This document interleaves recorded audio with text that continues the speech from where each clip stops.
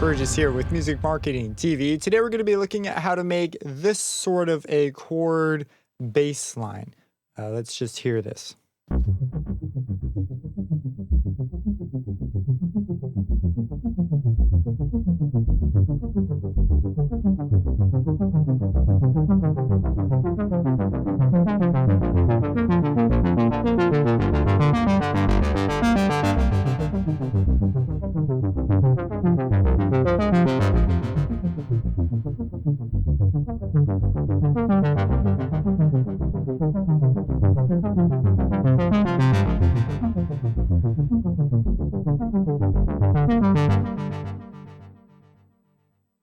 All right, so let's dive right into it. So the patch itself, pretty straightforward patch, a lot of little details. If you get them all right, you end up with a pretty cool thing.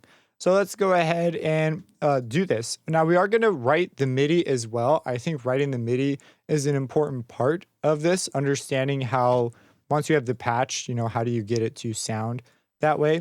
So let's load up a new Hive and let's go ahead and go also to a new arrangement just so that it's totally blank. And let's go to an initialized Hive patch. So with our patch initialized, the patch itself is pretty straightforward. It's just a sawtooth. It's got a filter that moves around. We're going to use the modulating envelope. We're going to attach it to the cutoff. Let's bring the cutoff down some. And then we're going to have the cutoff move up when we hit a note, right? So I'm going to modulate it in that direction. It moves up now when I hit a note. You do that by clicking on the little orange dot. Now the depth kind of determines how far up it's allowed to move. Let's move our attack and decay close together and keep the attack pretty short. This will give us that whoa kind of a sound.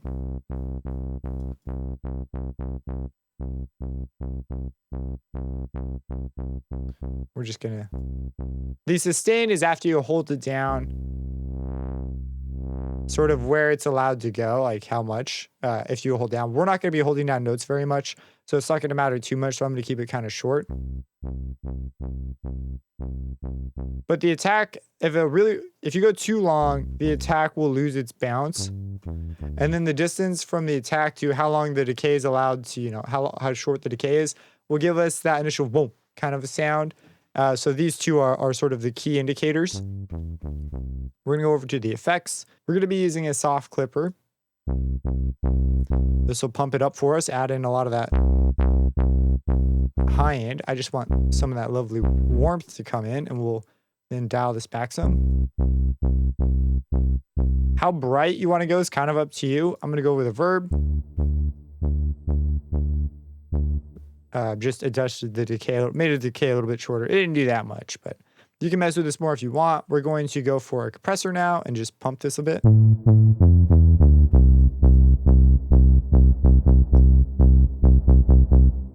Maybe mess with our tone and our damping here.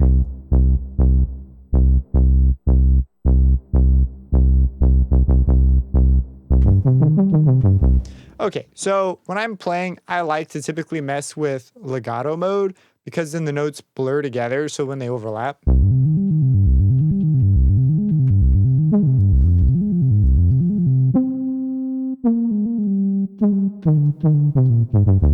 You know, very nice, but we're playing with the patch I showed you is done in legato mode. I believe I left it in legato, but wrote MIDI that basically made it mono. So let's just make it mono. Mono means that when the notes overlap, when I hit a new note, it's going to trigger the envelope.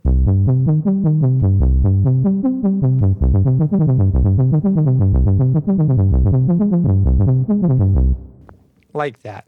So let's write in some basic MIDI real quick. Let's get our chords down. So when you're writing progressions that you want to sound nice, you need to have some sort of a game plan for an eventual cadence. So what I am going to do is, I think an arpeggiation on C minor, that's what I did before.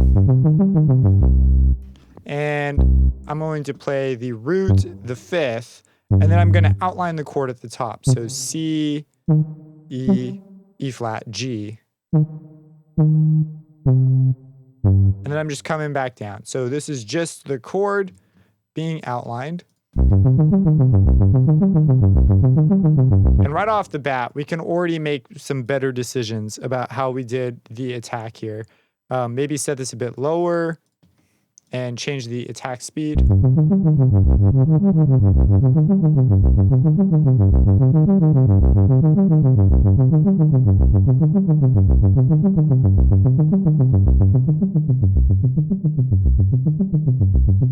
Maybe bring down the volume a smidge too. Resonance can be fun, always worth messing with. So by default, we're at 1. If we bring this up to 2, we'll get a very wide sound. It's already quite nice. If you do up to 16, what ends up happening is all the phases come together and they sort of blur the sound out. This, with large detune values, can do all sorts of crazy stuff, but we're just going to keep it at 0. And this is what we get. So it's just a nice, relaxed, you know, sort of smoothed out wave. Let's experiment a little bit here. See what our...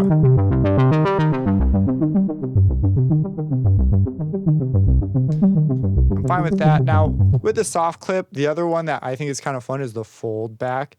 Oh, there's 4 in there, by the way. There's a hard clipper and a corrode, which is like an aliaser type deal. I think before I went with soft clipping, let's go with the fold back this time. You get some options, mess with the tone control a bit maybe. Oh, dang. Oh, undo. Okay. Almost lost it. I love synths that have an easy undo button. Okay. Set this up a little bit. I like what that's doing for us. Okay, so we've got our C. Let's go up to a minor 4. Minor 4s usually sound pretty good. So that's F minor. So I'm going to, and you know, that's the minor 4.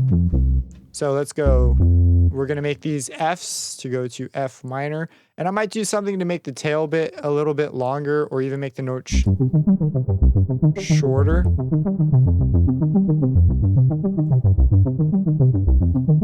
Maybe we bring the release up on this. I don't know.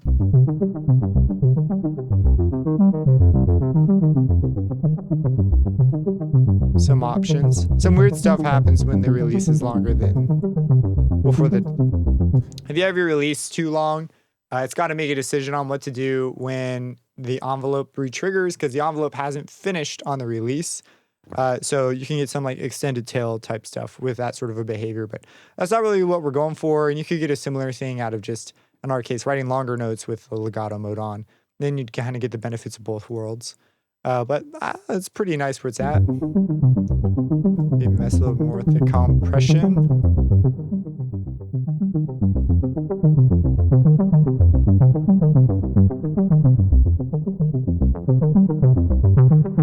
It really is just a battle of getting it to sound nice. Okay, cool. So F, we're going to take this.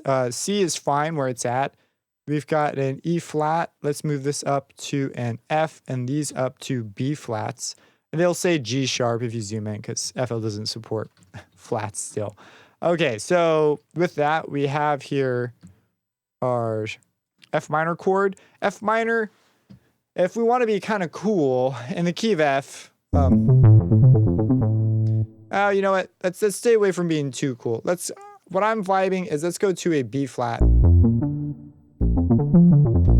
chord here, B flat major. So we're going to take these, we're going to make these B flats, and we're going to do this one a little bit different. We're going to leave out, we're going to break the pattern a little bit just to make it a little more like, ooh, what's happening? I'm going to go B flat, F. We're going to go to another B flat. We're actually not going to hit the root going up, or we're going to hit a D, and we're going to hit that upper B flat. But on the way down, we're going to outline the chord more. So we're going to go D, F, D, B flat. So over here, F, D, B flat. So we're playing the triad going down, but we skip the fifth when we're going up. If you don't understand the theory, that's fine. It's a B flat major chord. And then right here, this gives us a real nice pivot to a minor 5, which is really nice. It'll sound really good. So we're going to go pop down to the G. This is going to be like such a good contrast compared to how small some of these other movements were too. And we're going to go to a D. We're going to do root fifth. So, or not root fifth, but root up to third. No, fifth. What am I talking about? That's totally the fifth. Leave the B flat there. D, Fs, we're going to change to Gs. So it's minimal change. A lot of the notes stay the same.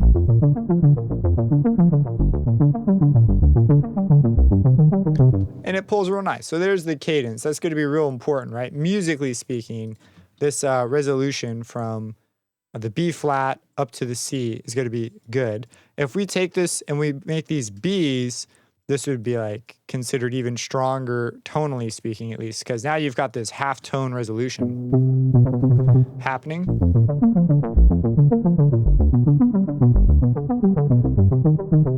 But it's a little much for this, so I kind of like the whole step instead of the half step. I think it sounds a little nicer. So that's going to be our MIDI here. Now we could mess with the lengths of the notes. If we make them longer, we're going to get an advantage. If we go over here to this legato, when they're longer, they'll overlap. So we could have this.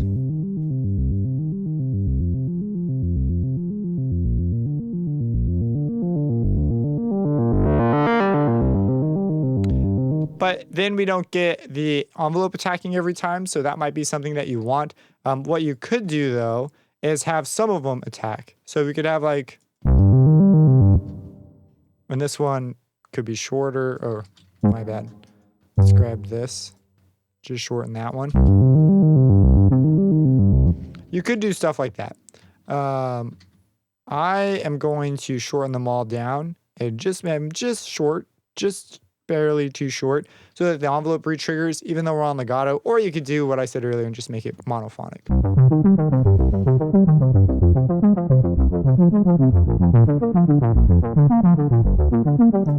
Again, every time I hear it, I'm gonna want to adjust that. Okay, cool. So it's gonna play through here. At the beginning, we want our cutoff to be very low.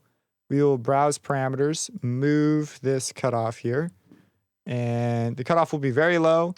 It'll reach a peak, and then when we get here, we're going to do cool stuff, right? Cool stuff happens here. And what we're going to do is we are going to add a delay. And the delay, we'll bring the mix up maybe a little bit and the diffuse up a little bit. What the delay will do is it'll just be a delay, but it's going to be harder to hear when the cutoff is low.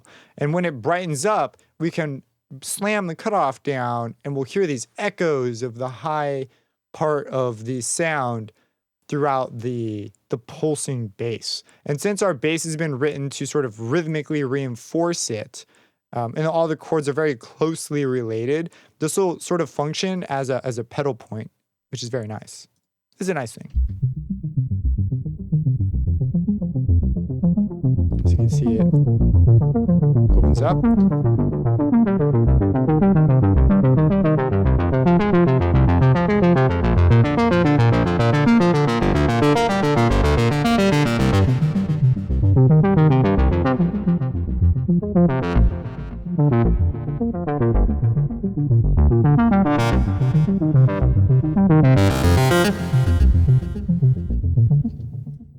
Yeah. So you can already see sort of the next phase of the plan, right? The next phase is to have these bits that rise up over time, revealing segments, specific notes out, and then they'll echo off while the song keeps going. And you could do this at various levels and depths to get different rhythms.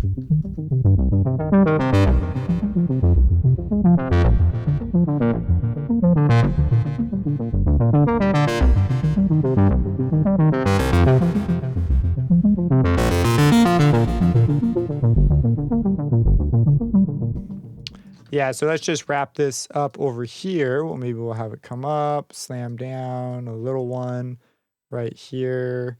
Again, it comes up.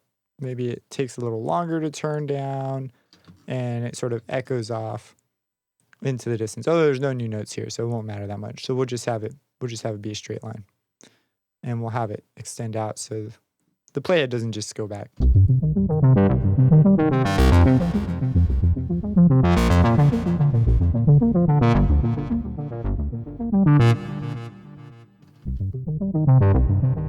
So this is pretty much the sound. At this point, you might consider other little inflections that could kind of go along with what your phrase musically, like maybe moving the distortion to emphasize some notes more, a little bit more, adjusting the tone on some. And then here, this gives us the ability to highlight notes here.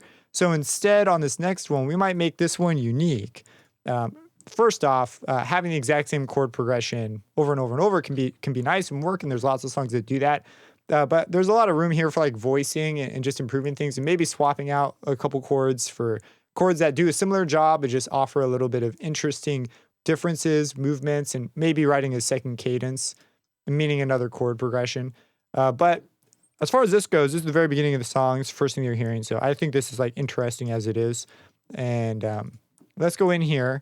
And I just wanted to show you, like we could pick some of these notes and have them sort of work as a type of melody. So we could have it come up. Maybe instead of hitting the G here, they hit a B flat, they come down to an A, and then maybe they just sort of...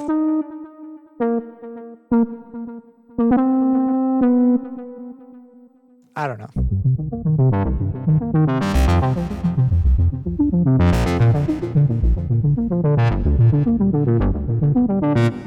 You hear how much just those notes at the top make. This is the kind of stuff that when you're doing sound design, you're going to do stuff like this. We know which notes we're emphasizing.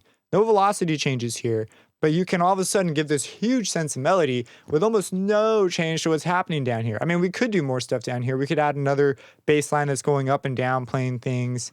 But it's this top line that our ear is going to gravitate towards. The bottom stuff, as long as it's harmonically cognizant, it makes enough sense to us, it's going to sound good. So, and now we've got this beautiful rise, and we can toss in the major 5, this leading tone, the B to C, and we can take advantage of that. So that's real nice while keeping this sort of more melodic, I mean, not melodic. We can keep this natural minor sound and then throw this in at the very end to give it that cue, that 5-1 that our ear just loves hearing. So let's just go ahead. Let's hear this from the beginning, and you kind of see the workflow here. So you don't have to pick a saw. There's lots of other great sounds. You could choose a wavetable, some different forms of pulses. Square waves can sound really good. And you just sort of dial in an envelope, get a filter going, be a little bit picky, maybe try some other filters. I mean, I just picked the default one and ran with that. There are a lot of great filters. If you really want to get crazy, you could pull out a post EQ and try to double layer it with another stack of reverb after. And that could sometimes give some like really nice results if you start splitting stuff off in parallel. But that's when you leave the synth and you're sort of using the synth as just the source to a much bigger thing. It becomes more than just the synth itself. But anyways, there's some additional ideas there for you. Let's just hear this thing and we'll call it good.